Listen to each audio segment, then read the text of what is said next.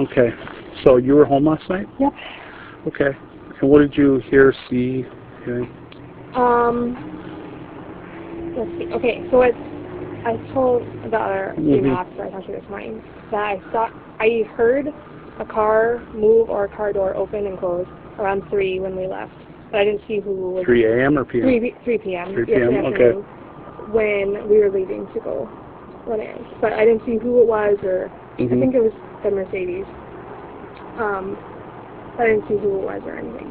And then it was between, like, around 6:30 p.m. last night. We were sitting in our living room watching TV, and I heard a few loud thuds. It sounded like something heavy hitting the wall. It was a few together, and then a pause, and then a couple more. And that was it. How long do you think it was between the pause? Enough. I got up and looked out the window. Didn't see anything. It was starting to get dark out, so I didn't see anything. And then a couple more, so what, like 30 seconds to a minute. Okay. Okay. And your living room is right here, so it's set up basically? On the back side. Okay. Can I just look real quick?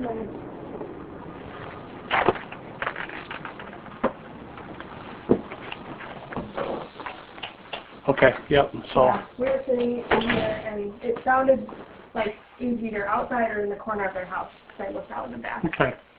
And I know the other officer asked you this before, but have you heard gunshots before? Not a lot, so... Okay. A couple times at a fever. Okay, all right. Did you ever have any interaction with them, Hal? Not a lot. Okay.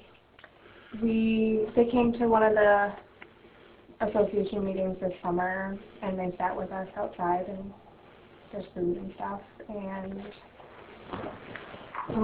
whenever we got the pavement redone, she had come home with groceries, and the whole big ordeal because she had to park on the street, and then couldn't get in, or thought she couldn't get in because the pavement was redone, and she asked me a question. I think I probably waved hi to them once or twice. Okay. Did you ever hear any fights, arguments, anything like that? No. Okay. Yeah, we barely hear any noise on their side. I can hear, like, cabinets from the other side, but I don't really hear anything from over there. Okay. The cat is sitting out in the stairs. The cat's still every once in a while. Okay. All right. If you think of anything, that's my card. All right? All right. We are now here, and Sophia has joined us. We're going to be discussing a murder that happened about 22 months after David Crowley's death. This also happened in Apple Valley. Hey, Sophia. Hey, good evening. How are you? Excellent. Thanks for joining us here.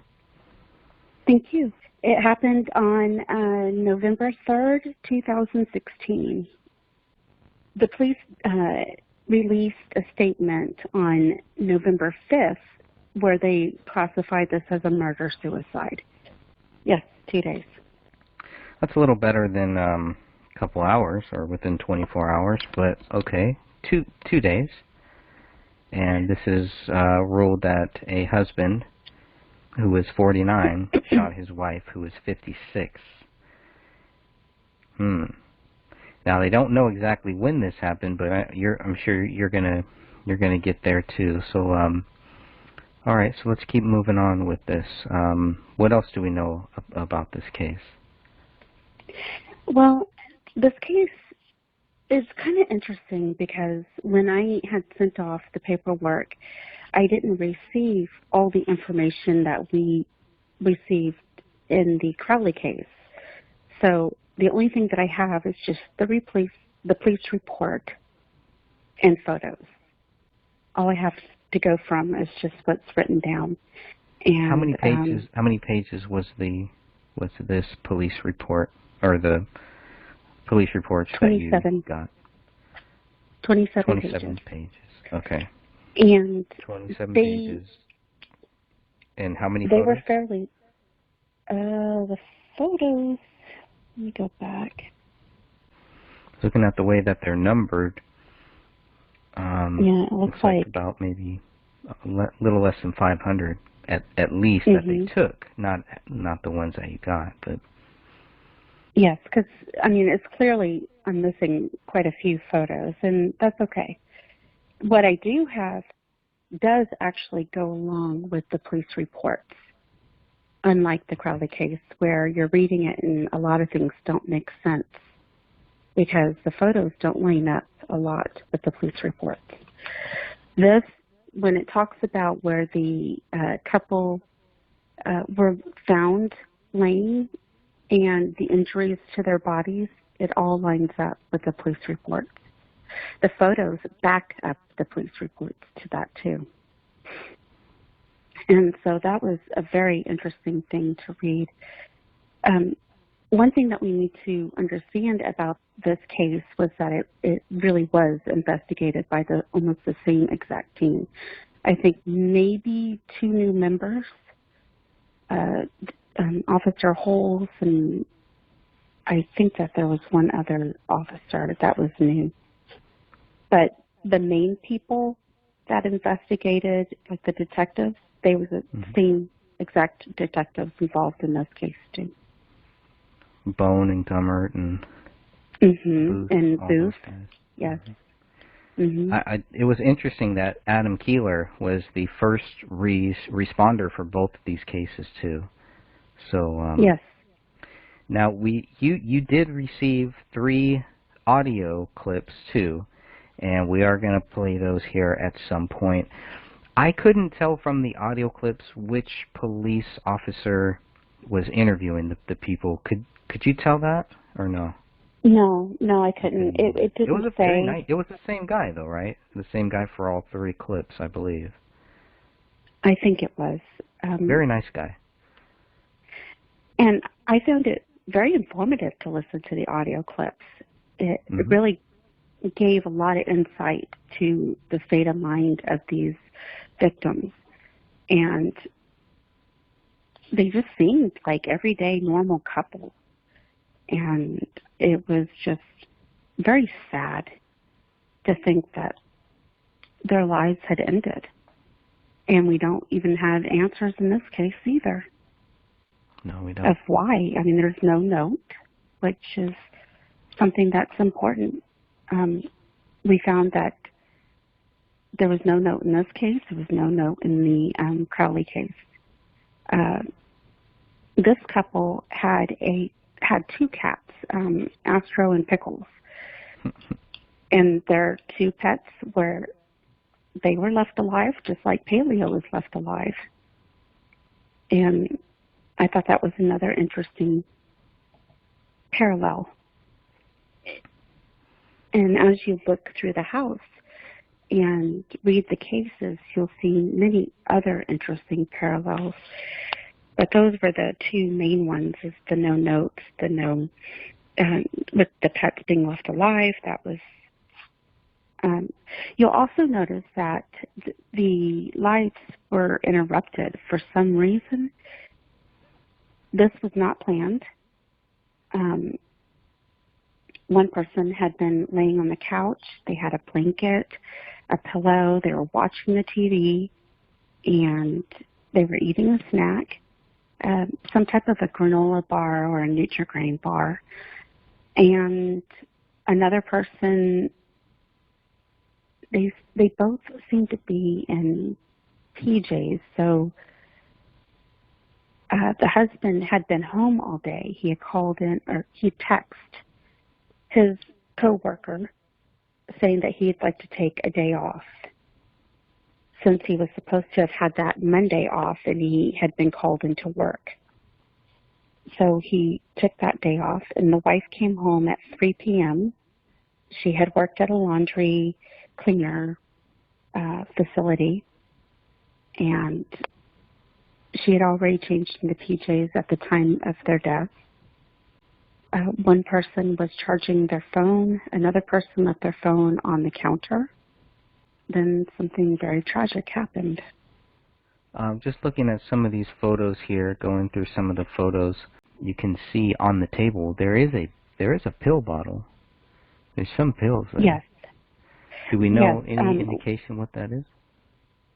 It's very possible that it could have been for migraines. She had a migraine that day and had told a coworker or two coworkers even that she was not feeling well. She was going to cancel a dentist appointment and go home and lay down. So it's very possible it could have been that. But these aren't You'll over the also counter. see. This isn't over the counter. This is, you know, going to a doctor or something like that, I would think. Hmm. To a pharmacy, something Well, like that. she also had a history of a head injury at one point.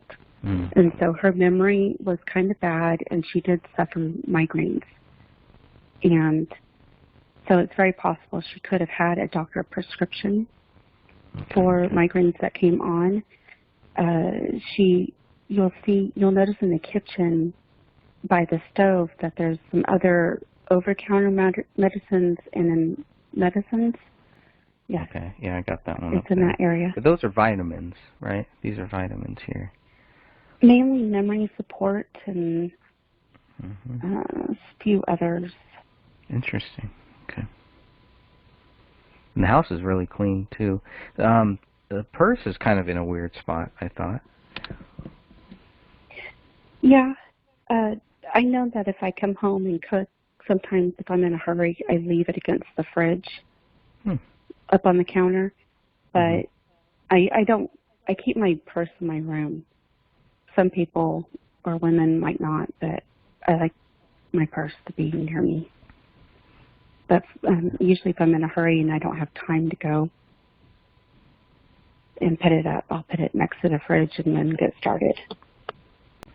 And the other things that I noticed here in the photos that you sent of the wall going up to the stairs, there was a cross there, so I'm assuming they were Christians. I'm getting to that photo. It's the one that show. It looks like a bullet might have hit that spot too. Yes, it's a ricochet, and in fact, there was a bullet that was in. It was either embedded in that one area or it was a ricochet. So, Greg, those officers can look up. We have proof.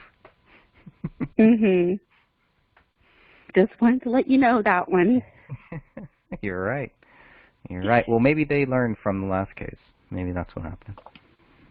They said, okay, well, that's never going to happen again. We're going to make sure we look up.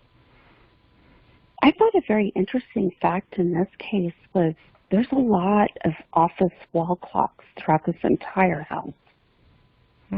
I counted at least 10 clocks. We're looking at everywhere you looked, there was a clock. In fact, there was even one on the ground that I guess it was hanging near where that clock was. Or, I mean, I'm sorry, where the bullet ricochet was going up the stairs. I think it might have been there and fell onto the kitchen floor. Yep, we're looking at that right now. Also looking at the image of the cell phone in the kitchen area, and that is open to a clock. And I think one of the clips that we'll show actually cover that and talk about how Lynn always had clocks, even on her cell phone. She would always have her phone open like this for people that are looking at this right now. And time, yeah, it's interesting. That's very interesting. I know that's a lot of clocks, but to have all of those clocks and to have the digital clock too, I don't know. I wonder what that's about. We're looking at the image, some exercise bike that has Game of Thrones, Scandal, The Catch, American Horror Story, her TV shows, so she had to write them down, maybe. So, yeah, memory. And then you said a lot of the stuff on top of that toaster oven in the kitchen is for memory. There's even notes on the counter of the kitchen. It says Sunday, 9:30, and if you read that note, it's talking about helping an elderly friend at church because she was afraid of slipping and falling. And so they were going to go in and help her. Oh, how nice. And it says 9:30. And then up there is some type of a show. Yeah, let's look at that. So these are plans that they're making for the future. All right here. They Great point. loved antiquing and going to different eclectic craft shows and stuff like that. It was one of their friends had made sure to mention it in the police statements that they tried to do this every weekend. Yeah, they had And tickets. The tickets are for November 19th, 2016. The bodies were found on November 3rd, if I remember correctly here. mhm. And this is for, looks like a cover band for the Carpenters, basically is what it looks like. Row 5, seat 16, very low. And then on top of that, the dinner theater purchase for Saturday, November 19th. I wonder, okay, same day at 8 p.m. Interesting. Yeah, you're right. Plans for the future. Okay, let's keep moving on here because obviously the first thing that we're looking for, the first thing everybody's looking for, the thing that is not mentioned in any of the Fox 9 News reports or in any of the KARE 11 reports or anywhere is why Alan is guilty of killing his wife. This is a serious thing.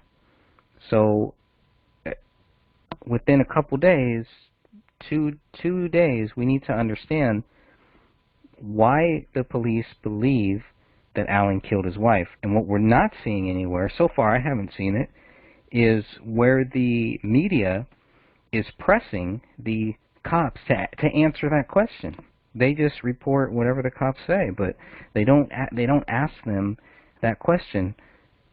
Why do you think that Alan is guilty? And That's in the troublesome. recordings that we received, there's no answers either. None of the friends and family had any reason to believe that Alan would snap or that he would even commit a murder and then kill himself. They all said that there was no issues with domestic violence. He didn't abuse her. He didn't even verbally abuse her. They seemed to be in love. And they loved being together and doing things together. So something obviously happened that night if we are going to take the official narrative. In their documents, is there anywhere that says why they think that this guy is guilty of killing his wife? What do the media press release reports say? That just we think he killed him and we think he killed his wife and that's it, basically? That it was a murder-suicide, and I'm going to look it up right now because. Because I mean, it's one thing for them to say it, but for the media, I mean, come on, you guys gotta ask these questions. Why are you not asking these questions? They mention 38 caliber handgun adjacent to the bodies. Autopsies indicate that he fired the gun. Described as a happy couple, close relationship. That he struggled with depression. His father had just died. I mean, depression is going to be there. There were no police contacts at this residence other than a couple routine calls, making this level of violence surprising. And that's the other thing. The neighbor reported nothing in regards to domestic violence. She never heard a single thing. The updated press release was November 5th, 2 days after the bodies were found at the Pinnock residence. So even then, there's really no answers. They're left with their hands up too. But I do find it very interesting that the news didn't even press it. Yeah, nothing. Okay, and on that same day, November 5th, Fox News 9 have a updated version, and for what they say, that they found Alan Lee Josephson, 49, and his wife, Lynn, 56, at approximately 9:45 a.m., November 3rd, 2016, while conducting a welfare check of their home on the 14,000 block of Pinnock Avenue. The weapon used was a .38 caliber handgun, which was found adjacent to the bodies, and I'm going to show an image of that. Okay. I think And that I'll is stop a 38 there. special. When you see a photo of the gun and it's open, so you see the cartridges still in the chamber, those are empty cartridges. I think there was one loaded left, I think, and the rest were empty. So it was not a loaded gun except for that one bullet. When you're looking at the image of, all you see is the 2 feet, a couple of blood drops, and the gun. You're saying that cage, that carrier out there, it was a pet stroller. I've never heard of that before, but that makes sense. Okay. It's a thing. It's interesting. Is it really a thing? It is a thing, and they love their cats. They were good pet owners. They had things all throughout the house for their cats.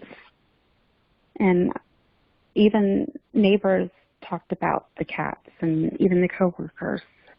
So that was something that they obviously loved, was their children, their fur children. Their fur children, that's funny. Yeah, so it's odd then that TV was on. We can see that. The TV's on. I wish I could tell what type of magazine was in or pamphlet was in her purse. I can't really tell if it's one of those Jehovah's Witness things or something. I can't. It looks, maybe it's like an advert, like a catalog or something like that. It's kind of what it looks like. I had a hard time looking at it, and I was hoping you might be able to with your computer. Yeah, it's a soft.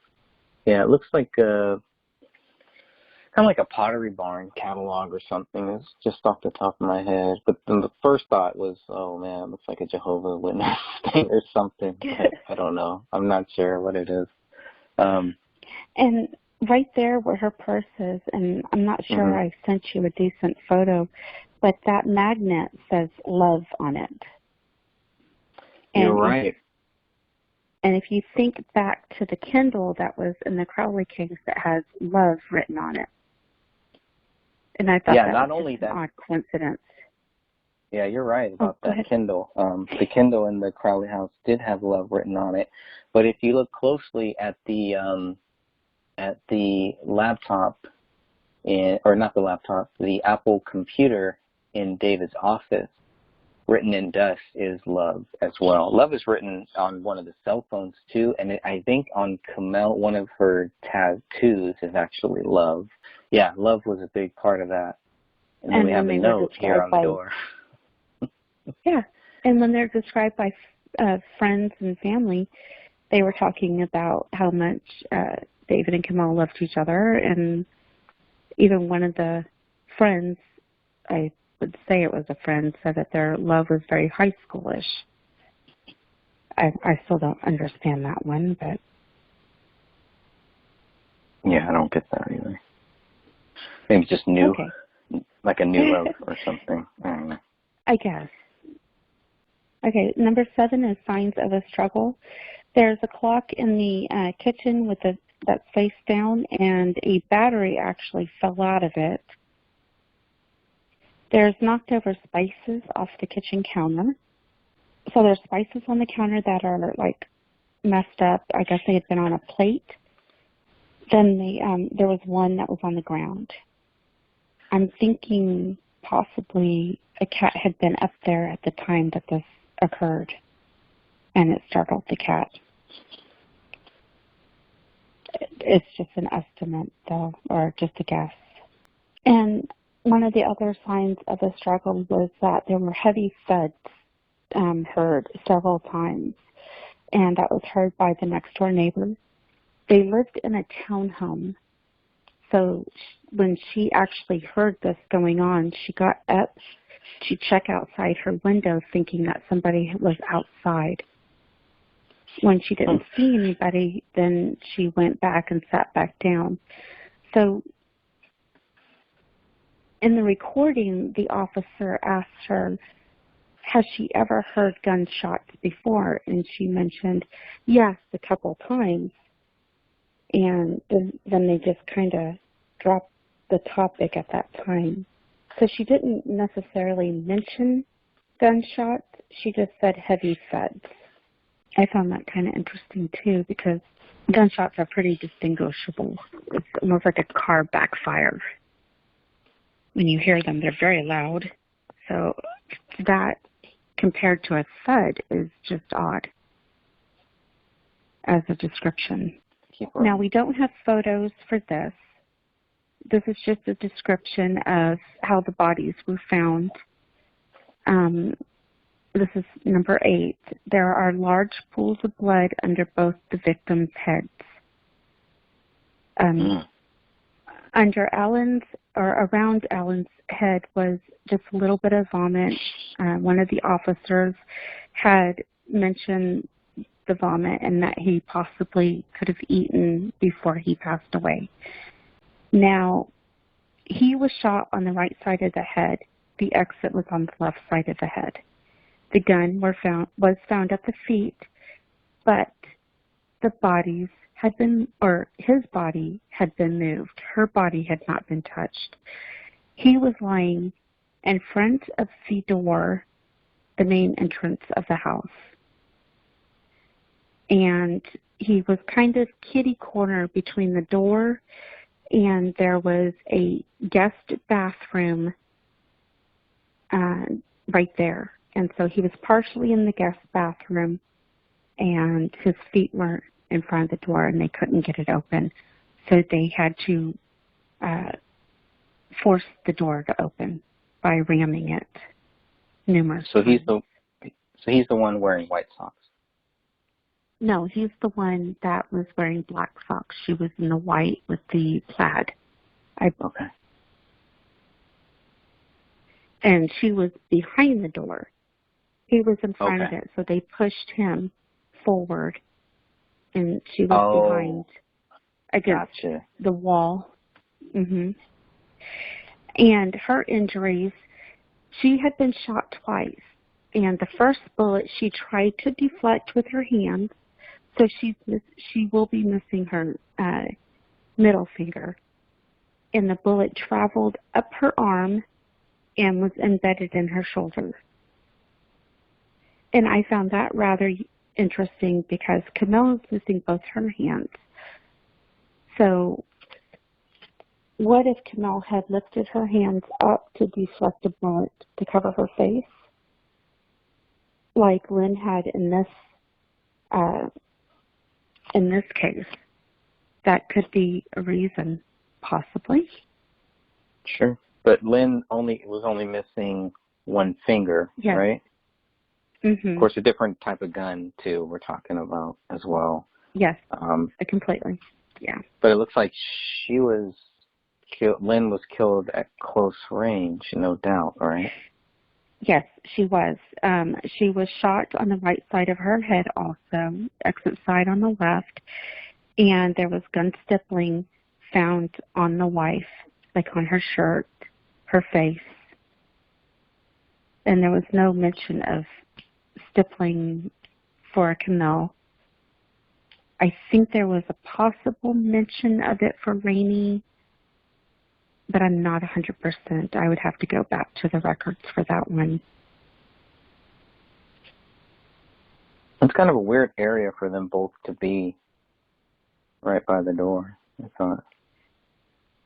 I'm thinking she might have tried to escape. Yeah. And she made a run for the door, and either he overpowered him, or whatever happened right there at that place. And then he just turned around and took his own life at that time.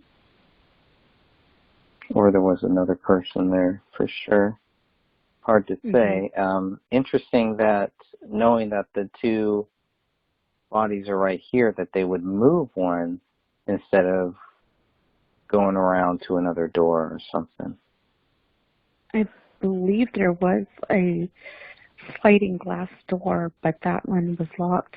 Right now we're looking at the front door from the couch. We're kind of standing on the opposite side of the couch looking at the front door. And there is blood on the lower side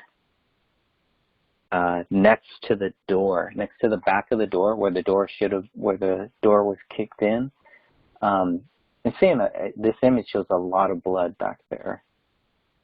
Mm-hmm. That would lead me to think this person was shot, the wife, Lynn, was shot while she was on the ground almost. Yes, that's what I'm thinking too. It's a lot of blood, unless those are fingers or something else reaching up or something. Wow, that is a horrifying image. Horrifying. One thing that I can say about this case is I received a lot more photos of the gun than we ever really had. Right. Mm-hmm. Now that gun isn't bloody either, right? So comparing the two guns is interesting too. Yes, absolutely. There's like 3 little droplets next to that gun for some reason. We're just going to go through these photos here. Now, when we talk about the blood and the collection and stuff, Detective Bone, Detective Booth, and Detective Gummer were the only ones who did the collection of the blood at the scene. The BCA was never called in to do anything in regards to this case. In fact, there's not even any BCA reports. DNA was not ran. This blood collection was strictly for the ME. It stated that within the police reports. And I found that very interesting also. So if they had considered this a murder, I believe that the BCA would have been called in to conduct their investigation. Can you see the bullet fragment down on the carpet? It's a small fragment. The spices on top of the kitchen counter next to the sink. Some are kind of moved over. Yeah, I seen interrupted.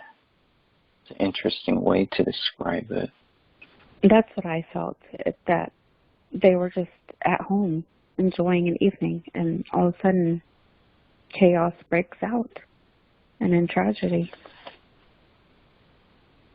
A very interrupted life.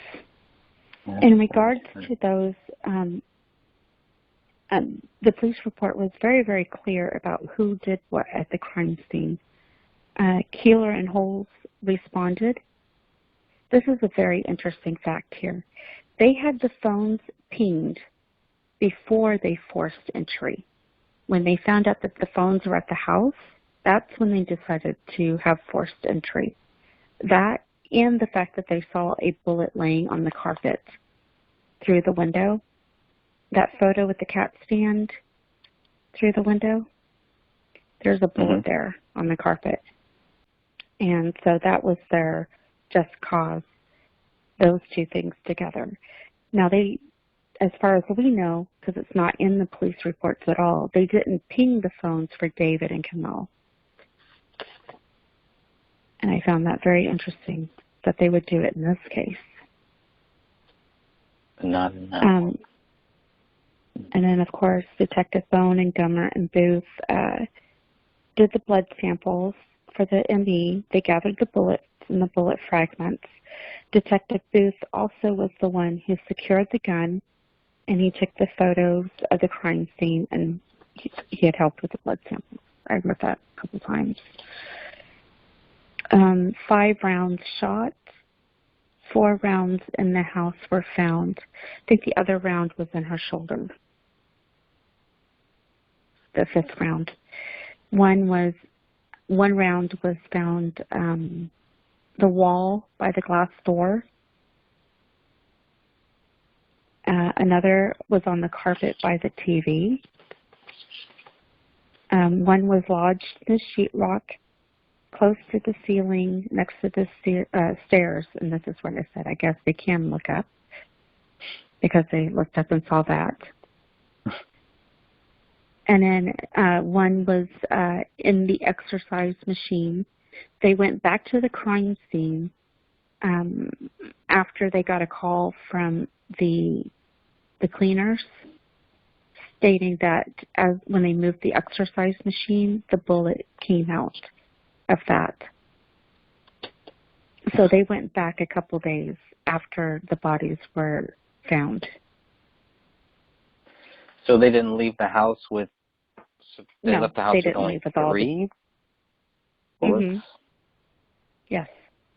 But yet they come to find out 5 were actually fired here. I mean, looking at the bullet or whatever that nick is by the stairs, that's a weird angle too. That's a weird angle if that's a bullet. It just seems kind of Well, weird. that's where it was lodged. There was a bullet lodged in there. They dug it out. Mm-hmm. So that nick was, I guess it was taken after. Or Oh, okay. still in the, I'm not quite sure. It's hard to tell from that photo. But. Mm-hmm. And then you'll see one in the window that was a ricochet. There's a glass hutch where it went through the wicker chair and it hit the glass hutch that was behind it.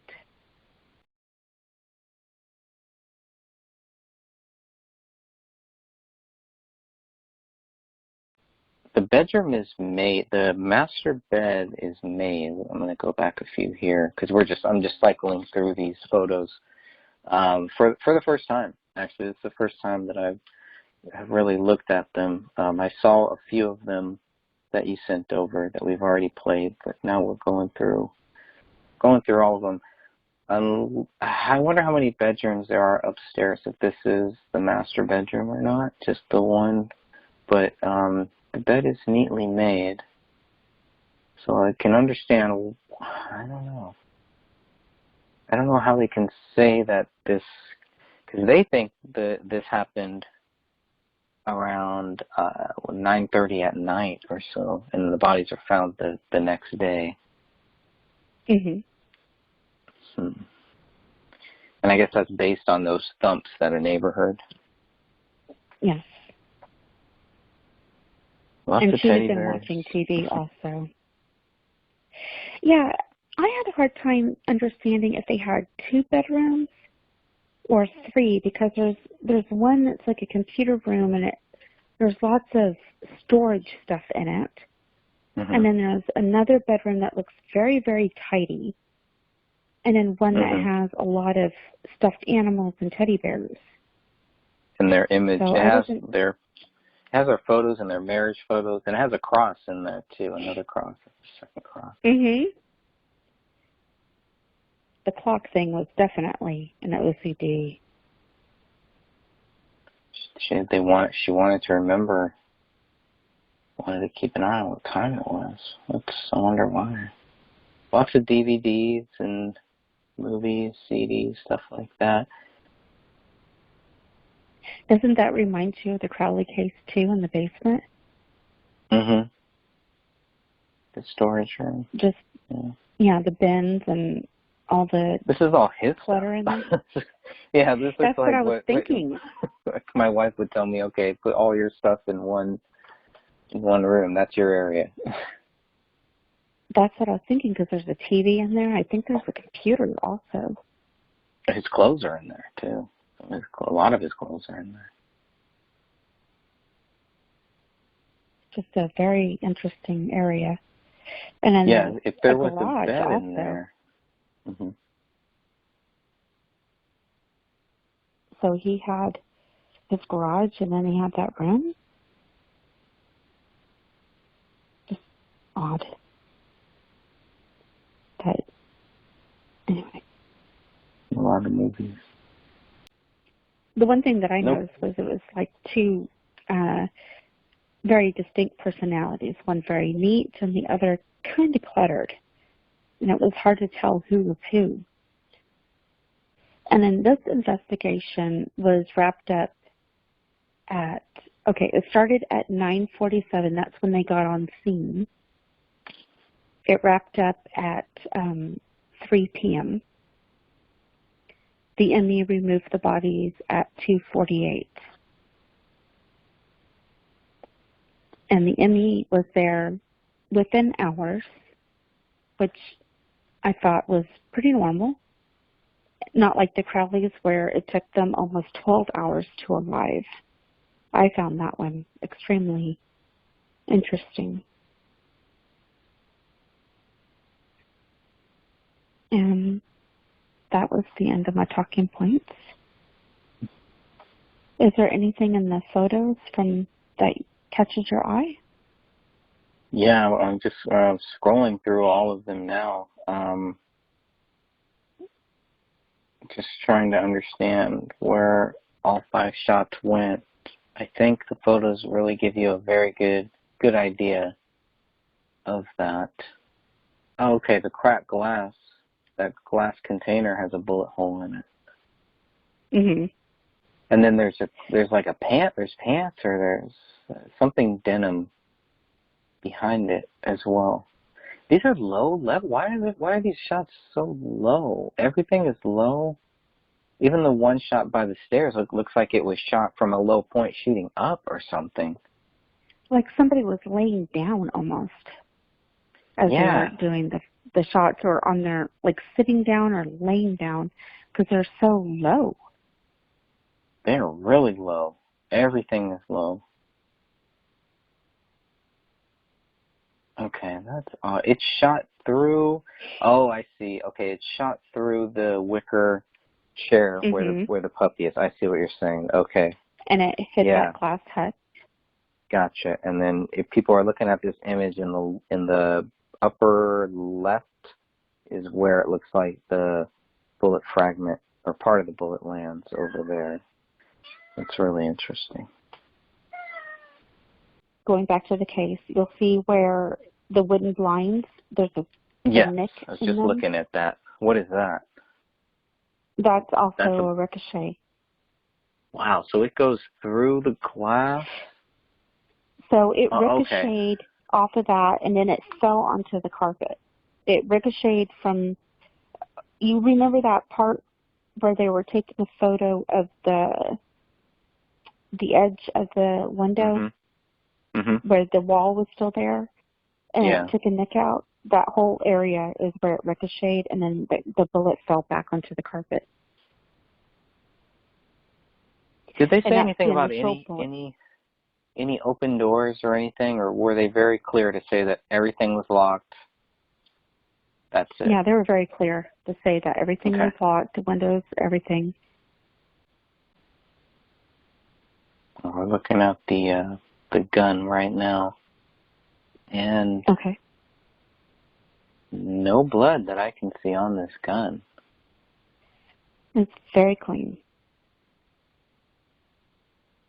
And they got a few of the bullet fragments. I'm assuming that's what this is here. Wow, look at that one. It's just like a circle with a hole inside. That's almost. Okay, there is some on the bottom. I see. That's never seen that. Now we're looking at the Samsung cell phone that's opened. Some fingerprints on there. Unlike the other one, so this must be Alan's phone, I'm assuming. The Samsung one here. The one with the clock, I'm assuming, is Lynn's phone. It's Lynn's. And see, why would Alan have his phone on the charger if he was going to kill himself?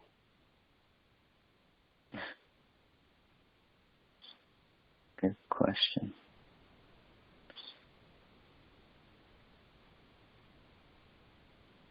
Looking at the ammunition right now. I wonder if that's it. If that's the only box of ammo. 1, 2, 3, 4, 5 are taken out. Mm-hmm. They should have been looking for 5, I guess.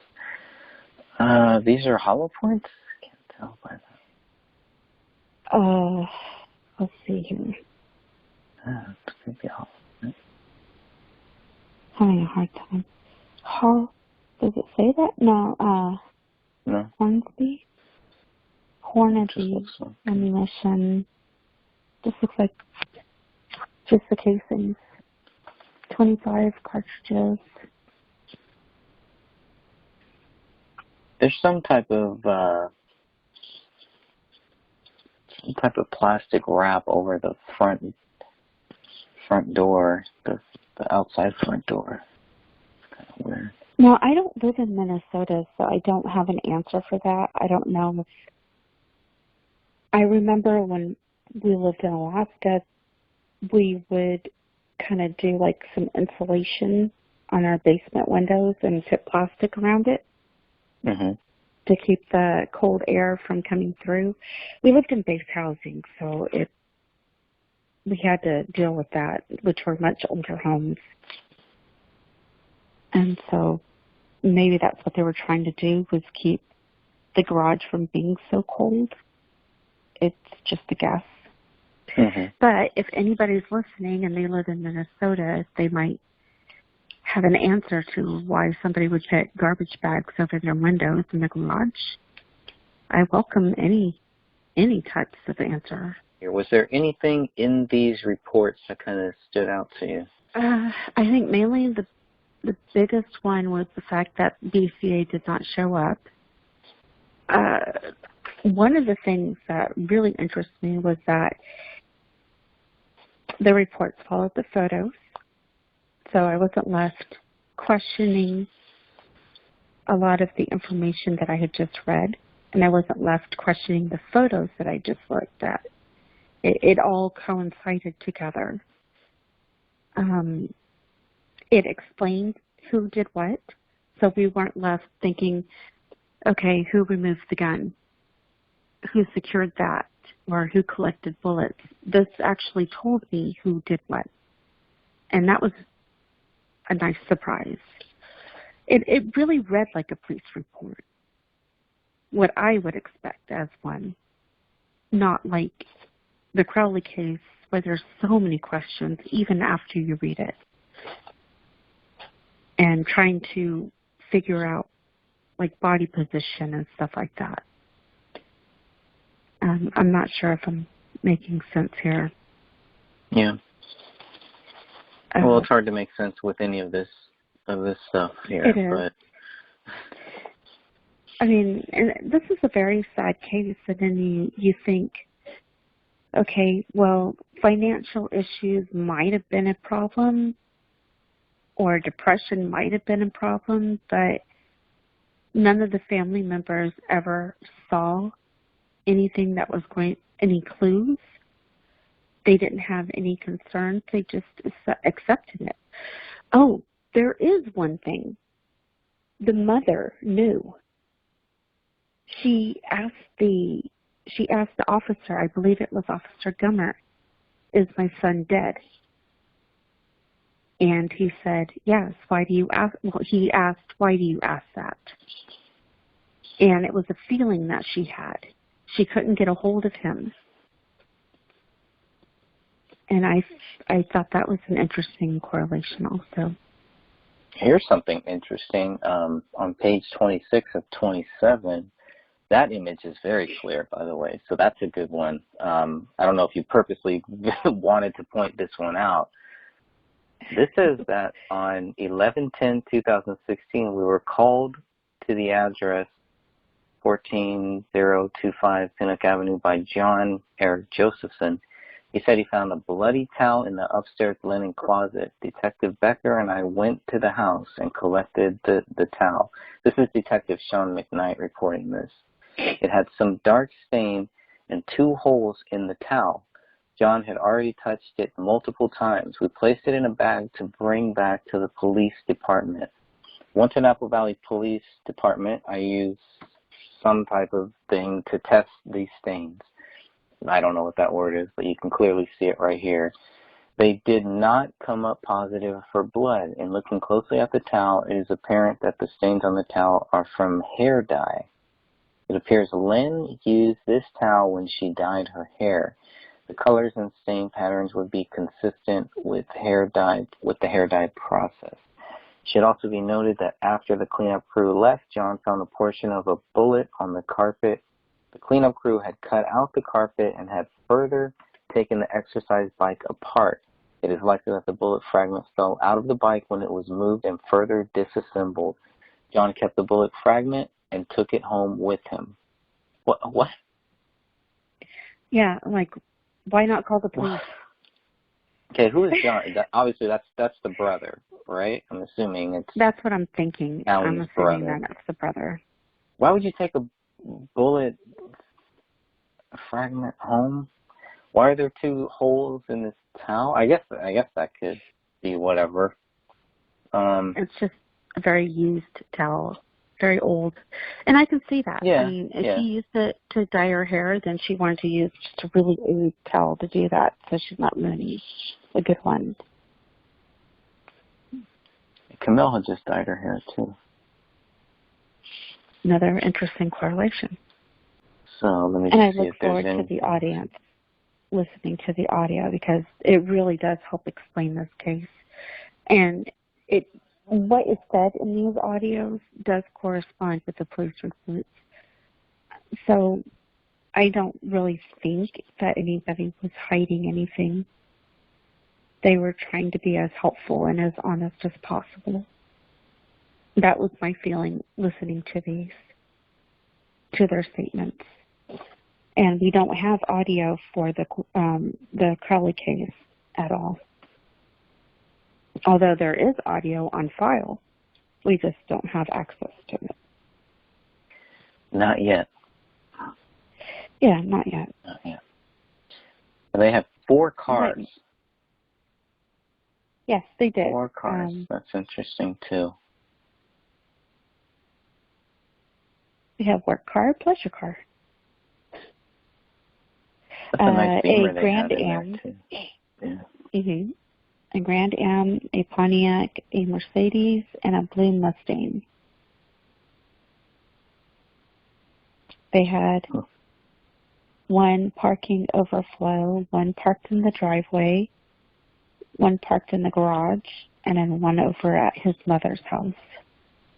If they were Christians, and we see 2 crosses, I didn't see a Bible in any of the photos, but if they were, it would lead me to think, you know what, you're going to need some hard evidence then. You're going to need some hard facts before you just start saying that this guy killed his wife, first of all, and then for whatever reason killed himself.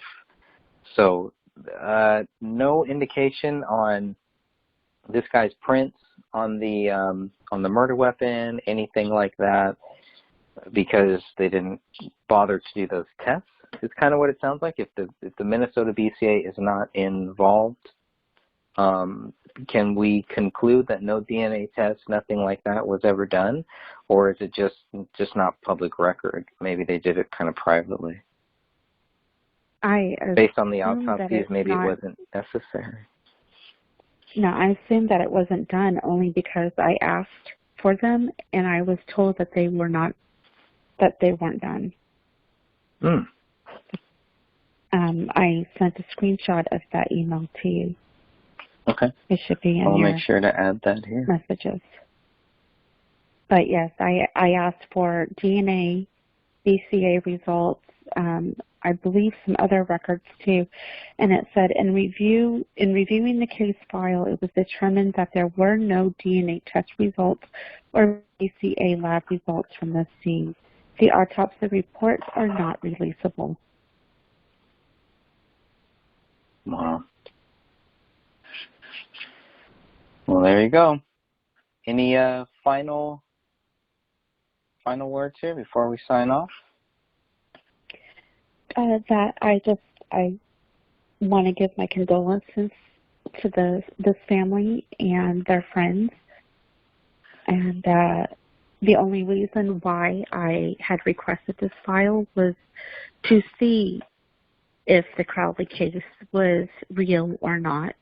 I was going to compare the 2 cases and the investigations. Come to find out that I'm left with even more questions than answers. But I'm hoping that Alan and Lynn are resting in peace and that their 2 kitties are with loving homes. Amen. And I want to thank the audience for listening to us tonight. That's right. So let us know what you think. How, when you compare this case to the Crowley case, what was done right, what was done wrong, what is missing, what is here that isn't in the Crowley case. If anybody notices anything, please leave us some notes in the comments of this video, and based on that, we will decide if it's worth coming back and doing a second one. We covered a lot of ground here, and this was the first time that I've looked at a lot of these photos. And the most interesting one to me is the gun, where the gun was. All right, until we meet again, we will sign off for now. All right, where do you guys work at? Essendant, ESSENDANT, in Egan. Okay, what do you guys do? We're a wholesale company for stationery. Oh, okay.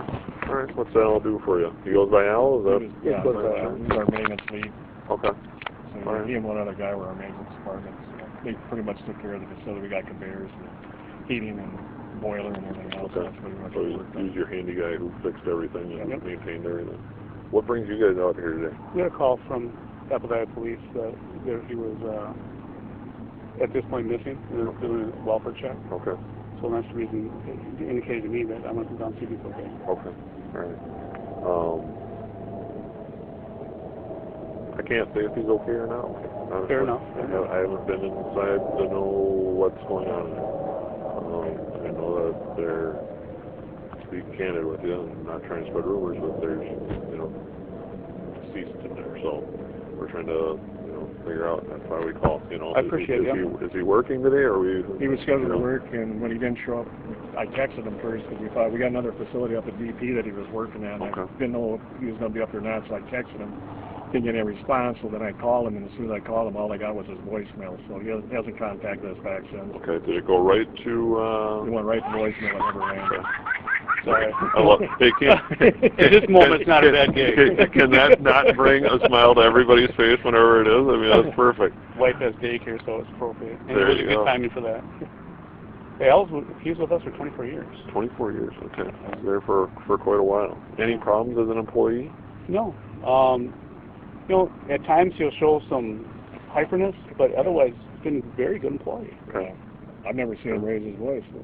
Okay. No anger issues or anything? Is that No, the problem? he gets frustrated sometimes with work issues. He gets a little passionate, but he never raises his voice. He just pushes his point, and if you discuss it with him, then he understands, and He left, we go with it. he left Tuesday, shook my hand in good spirits, and he ran to the door, double-checked something for me. And then I had a text message from him yesterday morning. Asked if he could have PTO day. For today or for It was yesterday? for yesterday. Okay. Said, Bob, I'd like to take a PTO day today. Couldn't use on Monday and have some family emergencies going on. Gearbox and shelf. He worked Wednesday night too. He came back in Tuesday night to replace a gearbox from it must have been a couple 3 Mind if I hours. just snap a picture of that? Oh, absolutely Is not. that all right?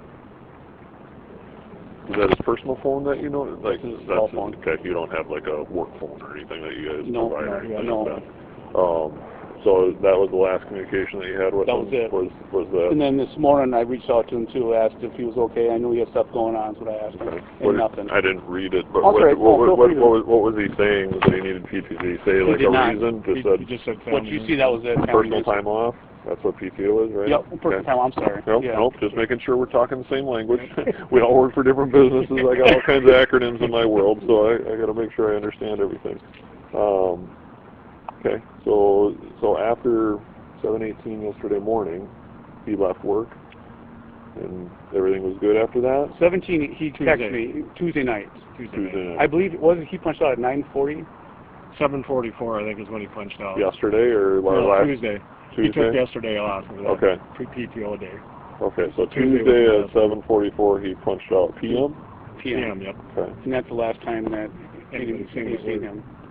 So then this morning, his counterpart, I asked him if he talked to Al. He said no. He tried calling him last night. I said, did it go right to voicemail? He says no, it did ring Okay. last night. So then this morning it went right to voicemail. Yeah, straight. There wasn't one ring. And who called him? Who was the coworker who called last? That was his partner, his maintenance Okay. Co-worker, yeah. Did he say when he called him at all? He did not, nor did I ask. Okay.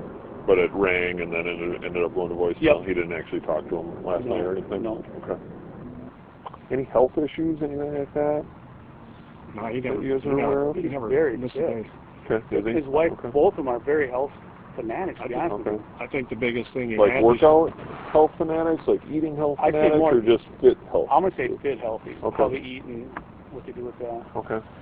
Workout-wise, I don't have your answer, but I Okay. know that they're they watch what they eat, everything they do. Okay. I know earlier this past summer his dad passed away, so he had to take a week or so off to deal with that. So Okay. I would say that was probably the biggest thing he had to stress out on earlier this year was that. What kind of car did Al drive? He has 4 of them. He has 4. One there, and there must be a couple in the I garage. believe there's a Mustang in the garage, and then there's a So one here being the silver one? silver Pontiac there, the one that's in the driveway. the black car. Yep, then in the garage there should be a blue Mustang, Okay. and then there's also a black Beamer. Okay. So I know he had 4 cars. Okay. I better write all these down. So he's got the. Is that a Grand Am or free? Yep, Grand Am. Okay, he's got the Grand Am. He's got I think that's a 6, Pontiac 6. What do you call those? Other one? the black one there. G6. I think it's a G6. It's convertible, ain't it? Not that That one. one? No, it's just a And then he's got a blue A blue Mustang. Mustang, older one, I know that's a 90s. And his Beamer's a Then a convertible. Beamer's And then a convertible. BMW. Yep. Okay. And the Pontiac up there is not hard to tell. I can't tell from here even if that's a. So which one did he drive mostly? To work, I see more drive mostly the black one to work. Yeah. Okay. Although he drove the silver one the last time I saw him on Tuesday, didn't he? This one? Yeah. The Grand Am? Yeah. Okay. All right. I think that's all I need at this point. I appreciate you guys chatting with me and giving I me some appreciate taking the time, I really do. So, Don't feel horrible. appreciate it. Yeah. Are you guys doing okay? Is there anything that we can do for you? I was just worried about him. Like I Yeah. said, we couldn't get home. It's not like Al Yeah. had to let us know when he's not going to. I spent my whole career with him, so it hurts. No. You know, I can't tell you because I don't know. Fair enough. Fair enough. Medical examiners are the ones who make, positive identifications. I can't do that. So, I understand. I think we can all come to conclusions and, Yep. make reasonable guesses and assumptions about things, but I certainly can't tell you for certain. So, I don't want to be like, yep, this is the way it is, and then all of a sudden it's wrong because I don't know, I don't have that information. No, So. and I appreciate it this way. All right, that's all I got. Thank you again. Thank you, guys. How long has she worked for you? I didn't get a chance to go back in the office, but I'm going to say between 6 and 7 years. Oh, for a while? Yes. Okay. Is it just kind of the two of you in there most of the time, or is She there works- lots of different people in there? She worked from 7 till 3 by herself, but I would always show up at 8 o'clock in the morning, between 8 and 8:30, and then I have another driver that shows up at about 1:30, 2 o'clock to deliver. Okay. So it's a pretty small operation Yep, in terms at of that not a ton of employees. Nope, and they're all working together. Everybody, and then her replacement comes in at 3 o'clock to take over for her. Okay. Does she work like the register, Yep. taking in laundry, taking payments, getting shirts and whatever Yep. back to the customers and that sort of thing? Yep. Okay. Good employee? Excellent. Excellent employee. Okay. Ever any problems with Never. her? 0. Okay. She's a little high-strung, a little nervous. Okay. This position probably worked out really great for her because I think she doesn't interact, or a lot of commotion is stressful for her. So a calm environment was good for her, I think. Okay. Taking some tasks, get rid of the tasks. Yes, Be able yes, to manage yes. that She pretty does. easily. Yeah, she doesn't handle like if an angry customer came in, or that would just kind of send her in an overload. So she didn't handle stress well. I knew that much. Okay. Okay. Were you guys, obviously you're employer and employee, were you also friendly outside the work? Not outside, but friendly. I knew a little bit about her life. Not a lot, but a little bit. Okay. You guys would chat. And yes. What did you know about her life? Recently, her and her husband, they would go to the Ames Theater. They did a lot of cultural events. She loved to go to plays. I would bet they would go to plays or cultural events every other weekend. They were doing something nice like that. Okay. Recently, they were having a little bit of stress because they bought a new bed, and then they had to take the new bed back, and then they had to get another bed because it wasn't satisfactory. So I knew there was a problem. Okay. With she was like, if this doesn't work, this is it, you know, type thing. I'm getting sick of the bed issue, and that's like the first time I ever heard her ever say anything a little unusual about it, because it was just her and him the whole time. Was it because of something with him, or because their marriage couldn't handle it? Or he had a hard time sleeping, so he was very particular about the bed that they had to buy, and it was kind of driving her nuts about that. Okay. So. Okay. Typical stuff. So they've been fighting about that. Fighting is a strong word. Okay. It was the first time she kind of mentioned something because they would take off on the weekends and do craft shows. I always thought it was kind of nice. She had a husband that would take off and do all these, you know, like craft shows, flea markets, and that kind of stuff. So it seemed like they had a nice relationship. Okay. How long have they been together, do you know? She just told me not that long ago. I'm going to say about 15 years, somewhere in there. Okay, so quite a while. Any children that they have? They're cats. That baby carriage was for her cats. Okay. She put her cats How many in. cats do they have? Two. So, is this like first marriage, only marriage for them, or do they have other ex-spouses? Or I don't think so. I think this is the first marriage for both.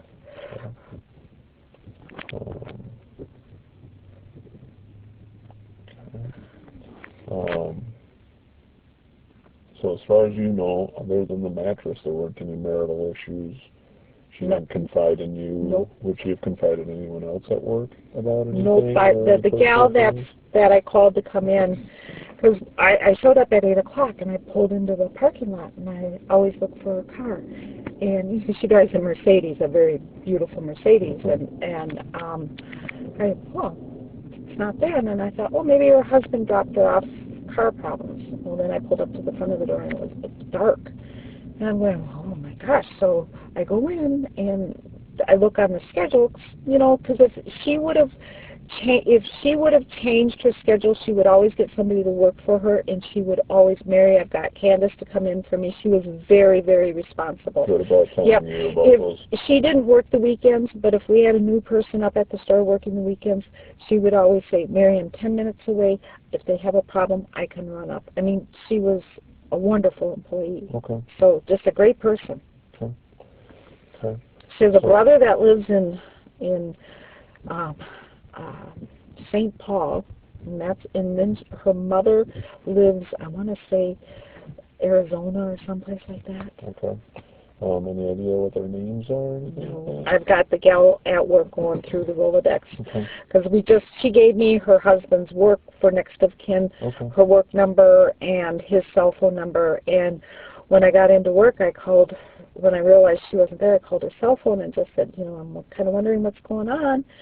And then, you know, I start calling people. Did Lynn switch with you? No. Well, then I called her again, no answer. I called the office to get her address, and I drove over here about 9-ish, I think, and pounded on the door. And in fact, I got the neighbor, because I wasn't sure where to go. Which unit? Okay, so you got, just so I get my time, she's supposed to start at 7 this morning. Normally no problems, no calls or anything like that. She's never late. No calls from her saying there's issues. Didn't do the schedule change thing. You got there at 8. No car, still locked up, still dark. Clearly she wasn't there for the day. Yep. So did you come here immediately, or no? I went back to the plant because I wanted to get her address, get on the address. So then I dropped off at the plant, got somebody to take Lynn's place, my place at the branch store. Then I got the address and came here, and so it was about 8:30, 8:45 by the time I got all that. So 8:30, 8:45, you get here, And see anything? You Nothing. knock? Did you talk to a neighbor then? I knocked on the wrong door when I first came up because I knew it was 14049, but I didn't realize that the side entrance went around. So I went in, so I knocked to the on it. immediate neighbor. Yeah, and I just said, "Is Lynn back here?" And she said, you got to go around. So I went around and I knocked down, and I tried to peek in, but it looked like there was something over the windows. I couldn't see a cat. So that's when the police called back, they said that, because I was worried it was carbon monoxide, because when she left work yesterday about 3 o'clock, she told her replacement she was canceling her dental appointment and she had a headache. Okay. And Lynn had a kind of a bad accident maybe 3 years ago, where she felt like she had a concussion and was doing therapy for concussion and memory and stuff like that. So I knew she was dealing with that kind of issue. So when she said she had a headache, I thought, oh. And then I know she mentioned something that her air conditioner or furnace wasn't working great this summer, and then I thought, oh my gosh, the carbon monoxide, so that's why I came. And then I got back to the shop and called you guys, so to come out and do the welfare. Okay, so you knocked here, no answer, couldn't see in, and then you left. Did you go straight back then? I went back to work, yes. Back to work, and so about how long was it between you being here and then you calling us? 10 minutes, okay. 10, 15 minutes. Okay. And you called from work? Mm-hmm. Okay.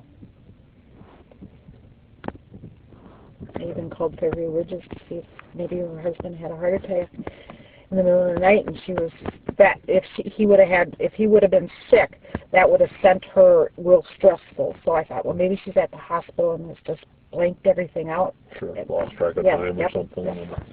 Okay. So the last time that she was seen was yesterday when she left work about 3. Mm-hmm. Okay.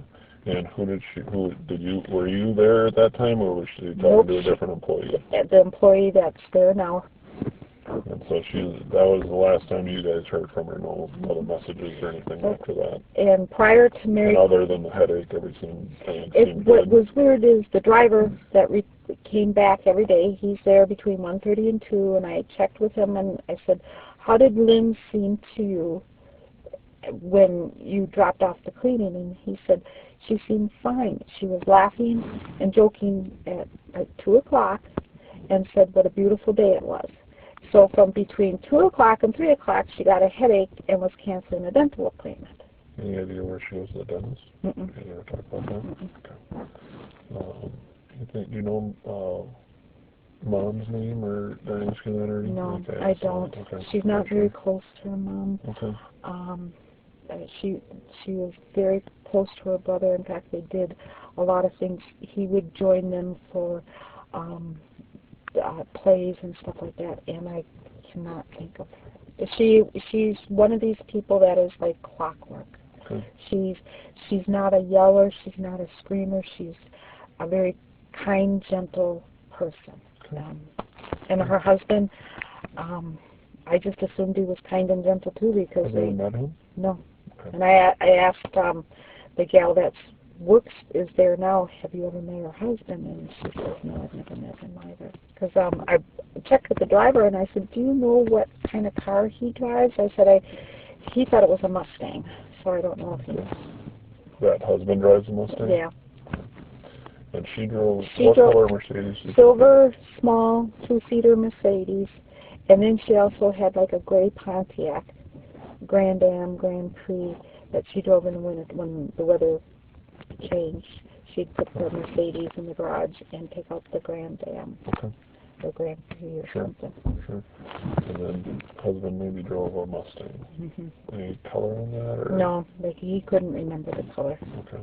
But he had seen it before? He'd talked to Lynn because Lynn loved cars too. Okay. So, and David, the driver, loved, they would chat a little bit about cars. Does she have a cell phone? Mm-hmm. What kind of cell phone do you know? Like Samsung. It wasn't. I know it wasn't an iPhone, and she just got it. Was the bigger one? Giant one, like the Note or yeah, something like that? That wasn't the Note, but it's like, the iPhone 6S or whatever. Yeah, Yeah. One, a big one. Yeah.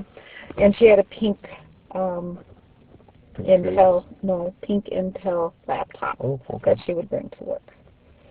But it was a Samsung. She just got it in the last 2 months. She said where she has their service through or anything like that? Mm-mm. Okay. Do you know her number or anything, her phone number? I got it in my car. We'll get it in a few Okay. minutes. Her husband's name? Al. Al? Is that short for anything that you know of? Or No, she just called him Al? she just always called him Al. Okay. And I called his work because, the only thing that she had, she did a little bit of repair work, and yesterday morning she called me up and said, I cut a pair of drapes, and she says I cut them in the wrong place, and she was starting to go into the fret mode, Mm-hmm. and I said, Lynn, don't worry about it. If you cut them and you just let it go. When I get there in the morning, we'll look at it, but don't worry about it. What was she cutting? A pair of draperies. She was going to shorten a pair of drapes. Okay, because you guys do like A little, tailoring yeah, and that a little bit sort of stuff like that. Okay. So she called me up and she says, I cut them in the wrong place. And I said, don't worry about it. And I hung up from her, and she called back, talked to my coworker, and said, tell Mary I cut them in the right place. So she figured it out. So when she didn't show up at work, I'm thinking, did the stress of cutting the drape in the wrong place send her, and she just didn't want to deal with me? Or so I'm thinking, oh my gosh, she's not like that. So then I thought, I got to do a welfare check. Okay. Okay. She's not good, huh? Well, from what I can tell you is there's somebody dead in there. So I don't know who it is. I haven't even been inside, honestly. Okay. So I don't know. One person or two? I can't get into the specifics of it, but I think you have a general idea of what's going on. So Yeah. I think your instincts are probably pretty good. Okay. So There really isn't any, like, next to kin I know. yeah, well, that's at this point we want to make sure. I know. Again, I want to make sure. I can't say it's her. So, I know, it's her. Because we have to, the medical examiner. Yeah, she's got dark brown, reddish hair, very petite. Okay. And the only person I know, and what was really weird was 9 o'clock this morning, because I called her coworker that she works with. She says her mother-in-law called, Helen. And I said, did she leave a phone number? And she says, no. And that's kind of unusual. And I said, well, if anybody else calls there, if they don't want to leave you their phone number, give them my cell phone number, or give them the work number, but, I'd really like to talk to somebody in their family. So the mother-in-law called. Helen just said, is Lynn there? I want to talk to Lynn. So. And that was this morning? 9 o'clock. Okay. What kind of phone did she have before she had her Samsung? Was that also an Android, not an iPhone? Yep. That's what I figured. Most people know the differences between, an look Android or an iPhone. And you know what? It's just the look. It's nothing else. Yep. But she was just so thrilled because her cell phone, she always had it when I'd come in. It was always on the desk, and it was always with the clock face on for her face page. I assume she always had the clock face on it. Did she have a color case or anything on that? It just, if I remember correctly, it was just black. There was nothing on it. I just know her. Leopard print or anything? No, not that I remember. Okay. And she just had a bright pink Intel computer laptop. Okay. Worked with her, saw her every day. She's just a wonderful person, and it's just very sad.